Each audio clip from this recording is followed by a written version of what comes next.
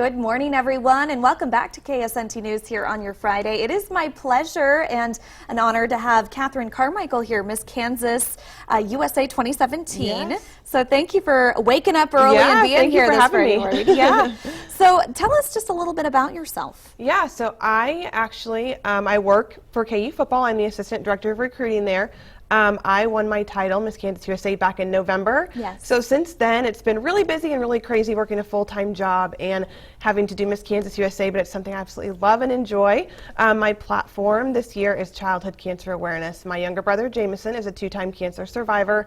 So for me, raising money for childhood cancer awareness is really what I want to spend my year doing, which is super exciting for me. Absolutely. And you've been now holding the title for a few months, so Yes. you're starting to get into Yes. to everything.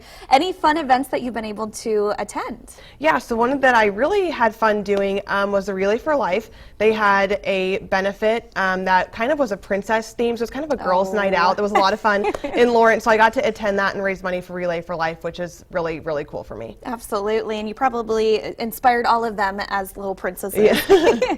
Okay, so now you also played volleyball at KU while you were in college, and then Yes. went international. Yes. Incredible. I did. So I went to KU fresh out of high school. I was actually a much better basketball player than I was a volleyball player, and KU showed up to my high school, and I was playing, and they were like, would you like to come and play at KU? And so I gave up my full-ride basketball scholarship to go play volleyball, kind of a crazy story, and then 5 years later, I decided to go overseas and try and play internationally in Europe. And then when I got done with that, came back and then got my job at KU working for football. So it has been kind of a roundabout crazy story, but it's kind of funny how the choices you make all kind of end up and kind of put you where you're supposed to be. Yeah, absolutely. And I know that alongside the childhood cancer awareness, one of your passions is to really have that appreciation for families and people with diversity. And you were born Yes.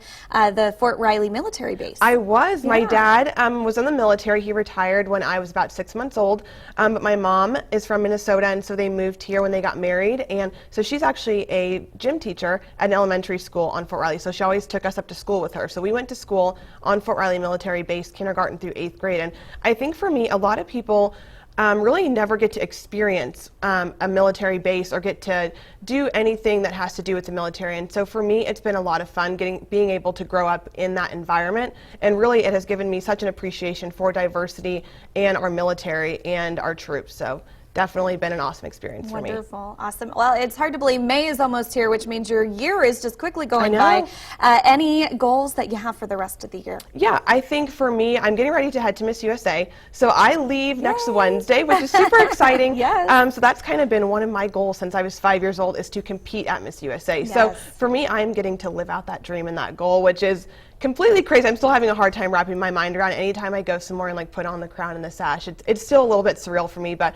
I think my ultimate goal with this title is to really raise money for childhood cancer awareness. That's what I want to do. And people always ask me, I think anybody can make a difference, but having this sash and this platform and this crown, it definitely gives me On the show this morning. We're rooting for you. Yes, thank you so much for having me. Absolutely. All right, and from there, we're going to check in on that rainy forecast today and this weekend with meteorologist Kyle Borkett.